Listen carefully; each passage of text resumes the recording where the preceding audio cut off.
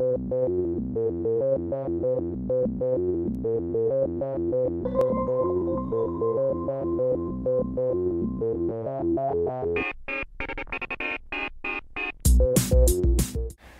and welcome back to the History Hut. I'm Jim, this is Dr. K, and this is William Wallace. Hope you enjoyed your summer vacation, but class is now back in session, and today we'll be looking at Scottish history. And why are we looking at Scottish history? Well, we're looking at it, I think, probably because it's absolutely fascinating, not because we have to. And also, I mean, you have a special connection to Scotland. I'm not in school, I just want to learn. Well, I know you have that incredible love of learning, and since so I read books. Hockey, yeah, there's a lockout, so now I'm reading. So yeah, now you have to read stuff. And I heard that your mother named you after one of the Jameses of Scotland, one of the Stuart kings of Scotland. I'm not sure. Or was it the other way around? No, it couldn't be unless you were in Looper or Time Traveler or something. And I also heard that your wee brother was named after Kenneth MacAlpin, supposedly the first king to unite the Picts and the Is that Scots. why his name is MacAlpin? That's right. We just call him Mackie. Yes. I was wondering that. Or is it because he has an Apple computer we call him Mac? I'm not sure. So yeah, you know, there's lots of people with Scottish names in the world, and the Scottish Diaspora, ooh, big word, is massive. There are probably more people that claim to be Scottish living outside of Scotland than there are in Scotland, and you know, it's a history that's full of murder and mayhem, as we'll see. Maybe not today, but there's lots to come. Of course, they're all dead, so we'll just be talking trash about them because they're all dead. And I suppose because it's not English history, there's a good reason as well. You know, you think of the British Isles, you're like, oh, English history. Well, no, Scotland has its own wonderful history, and because I suppose there's lessons to be learned from living beside a powerful country that becomes an empire. So here we are, you know, Scotland and England start off pretty even, and then England goes on to fight its way through Europe and have a big empire, and we get kind of dragged into that. And or you could say, you know, it's like living in Canada. I was going to say, it kind of sounds like something I've grown up with. There's lots of examples. Or, you know, if you lived in a country near Russia during the period of the, well, even now after the fall of the Soviet Union, there's lots of lessons to be learned from, you know, how to kind of maintain at least your cultural independence, if not necessarily, as we'll see in the case of Scotland, your political independence, but still retain that sense of being Scots, being Scottish, being different, not unique, but, you know, like being Canadian when you live beside America and you feel that you're heavily influenced by American politics and stuff. So, and of course, you know, whenever you live beside a powerful country, in the case of Scotland, you're on the same island, so that's even harder. And also because, as we'll see over the course of this session of History Hut, we'll see that unlike most countries, Scotland actually gives up its parliament, gives up its right to self-rule, and that would be, you know, with the Act of Union in 1707. And now we have a devolved parliament back, and in 2014 the people of Scotland will be voting on whether or not to become independent again. And if you're watching in 2015, the people of Scotland have voted. Yes, they have spoken, and they might not necessarily go for full independence, but certainly it's been nice having a parliament back, and we've got you know, Scottish Parliament opening ceremony. Is that the programme? Yeah, that's the programme. It's the official souvenir brochure. Oh, we have it all in the History Hut, you know. And for $5. So this can be yours. And, you know, as well, because for a long time, Scottish history was just seen as the kind of poor cousin of British history. And I know that people growing up a generation or so before moi, if they would took history at university, they would take British history, and you would get maybe a little part on Scottish history, but it was just considered to be, you know, just a section of the greater glory of the empire. Probably in the same way that in the modern period, women have had to fight to have women's history, because we'd just be like a chapter in the national history of, say, Canada or America. You get a wee bit on women, and then we go, okay, we're finished with that. Let's go on to the really important stuff. Ooh, politics. So it's been, you know, it's been the same thing up until the last maybe 30 or so years. Well, that's older than you are, so that seems like a long time, but it's not really. So, you know, that's just not right. And there's lots of people that are interested in various elements of Scottish history, that are interested in, you know, the royal stuff, or interested in queens, or mostly boys interested in military things, or people are interested in clan history. And you know, Scottish history has to be taken seriously. It's more than just bagpipes and kilts and people with, you know, red hair storming through the Highlands, throwing big bits of wood, and chasing the poor little haggis around they're hard to catch. Munros of Scotland. They are very hard to catch. Very hard to catch. But delicious when deep fried. So you know, it's more than that. It's a real history, like anybody else's real history. So it's not just this kind of stereotypical miserly Scots all dressed in tartan and you know, never spending a penny, and it's part doing, that, you know, no, but not all that. No, it's not that at all. Look at that! I bought the souvenir brochure for £3, and I'm Scottish. I splashed out. Look, you probably bought it for £1.50 out that.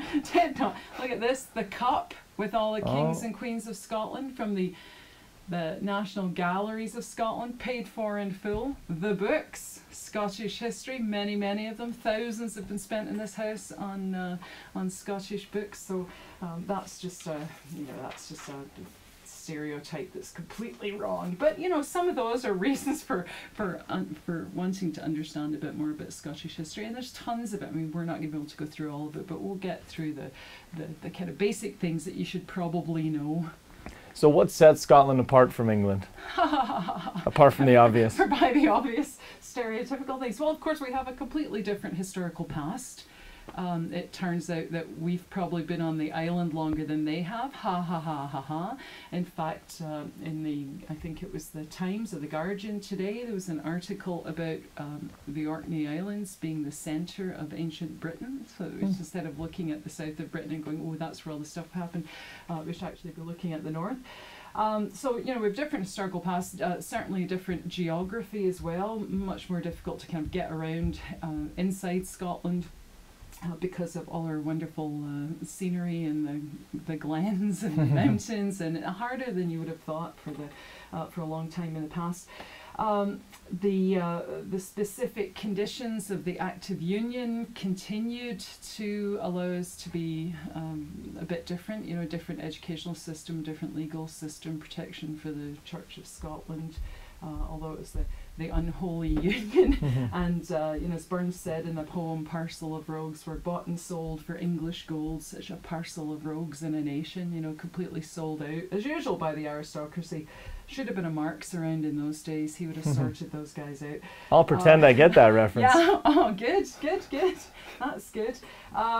So through the Act of Union, Scotland, as I said, kept its own education system, admired throughout Europe, kept its own legal system based on Justinian's code, so Roman codes, and kept its own particular church.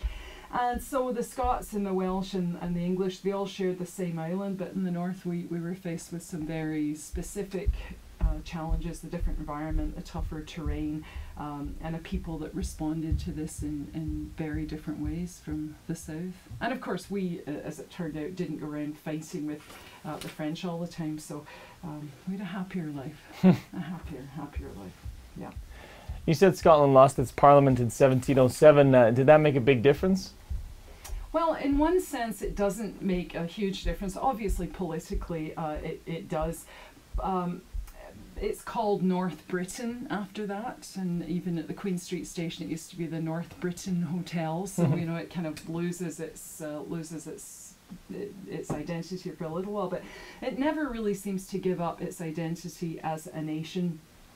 Scots at home and Scots abroad all maintained that their country was still Scotland, that it was still its own nation, and I'm sure that even Scots people today, before the devolved Parliament and maybe after independence or not, that the fact that Parliament was now in Westminster didn't really make a difference. There are still, I mean, you don't have to, there's no border crossing, but there is actually if you're coming up through kind of Hadrian's Wall territory, country, there is, you know, actually a sign that says "Welcome to Scotland," which you know, taken pictures of on many occasions.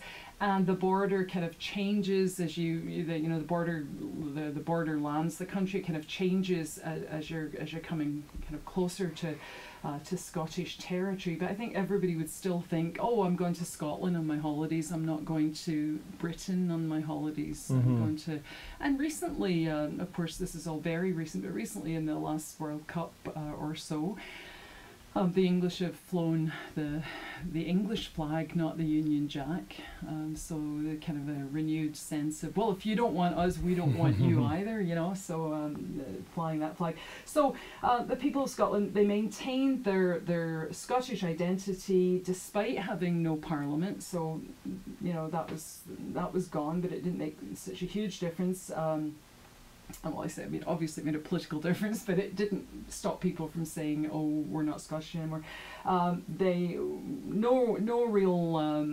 Despite having no real language left, because it's Lowland Scots or Lowland Scots, which is said to be the purest form of Anglo-Saxon English, by the way, much purer than it is in England itself. So in the Highlands, of course, you still had Gaelic being spoken, and there's certainly been a modern revival of that. But again, you know, maintain their sense of self through, although there's no parliament, there's no real language division, and all through the 18th century, in fact, the closer you were to speaking English, the better people thought of you, and that really isn't overturned until the time of Robert Burns, when he starts to kind of reclaim what Scottish peasants, so ordinary people, spoke like, and people at first were like, "Ooh, no, that's terrible, that's so uncivilized, that's terrible." And of course he's one of the greatest poets that ever lived. And when I was in Mother Russia once, one of the people that people would ask you about would be like, "Oh, Robert Burns," and they all knew that poem, "A Man's a Man," for all that and all that. So it's really quite interesting. And of course Scotland had very little control over their own natural resources, especially in the modern period, in the kind of Thatcher era, with the discovery of North Sea oil, and that money would go directly into Westminster. But I think, in fact, Scotland actually provides a really good example for other people that are struggling with cultural survival, because for a lot of people, they think, well, if we lose the language, then we've lost the culture. And that's particularly true in Canada. And the fear, of course, there's two places. Where would those be? Where's one of them? Quebec, yes, Quebec. The fear that if you lose the language, you've lost all those elements of the culture, because words are important. And you can only kind of capture the culture through words. And the other place would be, of course, First Nations. So Scotland gives you a good example, in a kind of roundabout way, gives you a good example of how to maintain your identity, your cultural identity, without the need, you know, if you've lost the language. So if you just assume that Gaelic was the kind of common language, then that's kind of on its way out from about the 10th century on. But yet Scotland still remains. So it shows that the Scottish example shows that language loss doesn't mean cultural death. So that kind of resonates in the modern period. And of course, until the 1990s, almost 300 years after we'd lost our parliament, voted it out of existence, a referendum was held on devolution, and the Scots were asked if they wanted their parliament back, and the majority said yes, they certainly did want it back. So it does make a big difference, because you only have so many MPs. I think Scotland ends up after 1707 with the same number of MPs that Cornwall has, so that's not so good.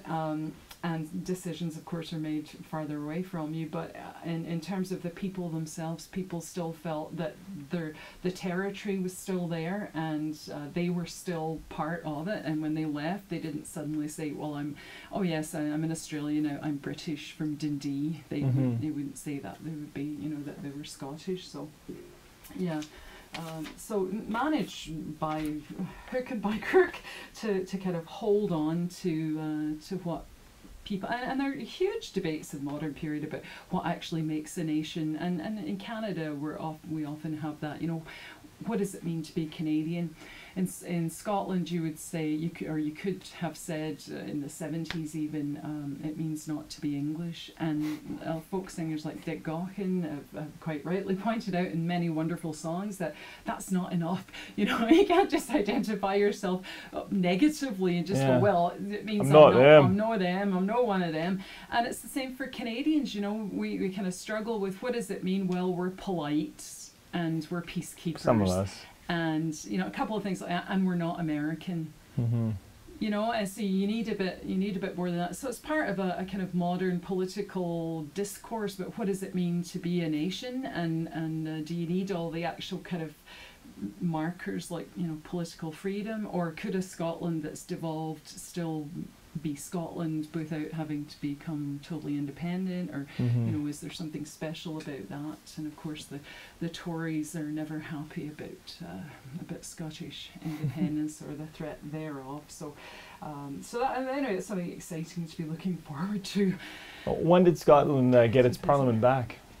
Well, the Scottish Parliament, after we, and I should point out, you know, that it was voted out of existence by the people in the Scottish Parliament. It wasn't like, you know, it was kind of stolen from us, but there was some bribery involved and the military threats and all sorts of other things, and we'll get to that someday in the future, and it will be very exciting. We'll debate about that. So the Ulster Parliament is 1707, and the modern Parliament opened in July of 1999. So the last Parliament met 28th of April 1707 in order to vote itself into extinction. You know, at a time when other European countries were trying to become independent, little ones were trying to become independent, and in Scotland were like, okay, so we'll just join with those guys down there. It had been in the same place, the Parliament had been in the same place in Edinburgh since the 1630s. Before that, of course, it had been held at Scone and Perth and Stirling and Holyrood and Linlithgow and Edinburgh. Most of the old Parliament building was actually destroyed by fire in the 1820s, and the new one, when we got the new one that opened in the late 90s, at first they hadn't finished the building. There's some lovely pictures of it inside my official souvenir brochure. So the new one now is across the street from Holyrood Palace, and it's on the Royal Mile, and I'm sure that you've walked past it because there's a Starbucks near it, and product placement, you know, I've been to the Starbucks on the Royal Mile. So until that Parliament building was ready, and it was a really unique design. It sat at lots of different locations. It sat in Glasgow, and it sat in Edinburgh at the Church of Scotland Assembly Hall. So you know, it reopens in 1999, and now the question is, you know, will we go on to full independence in 2014? It was like Donald Dewar, I think, was the first minister, and it had over 140 MSPs, members of the Scottish Parliament. And a very impressive building, very impressive. Will Scotland gain full independence? Tune in next episode. Yeah, tune in in a couple of years. we'll let you know. You know, it was funny that you should say that and make fun, because I remember I was teaching I was teaching a Scottish history class, and it was the actual devolution debate was taking place the night I was giving my class, and a guy called Peter Kerr kept, well, you wouldn't have been texting because it wasn't that sophisticated, but kept in touch with me at the breaks to let me know how the vote was going, and I was so overexcited. My whole class, we were just hanging on to our seats, wondering, you know, what was going to happen. So it was really quite interesting. It was just wonderful. Well, I think that wraps up part one of our discussion on Scottish nationalism, but join us again for part two.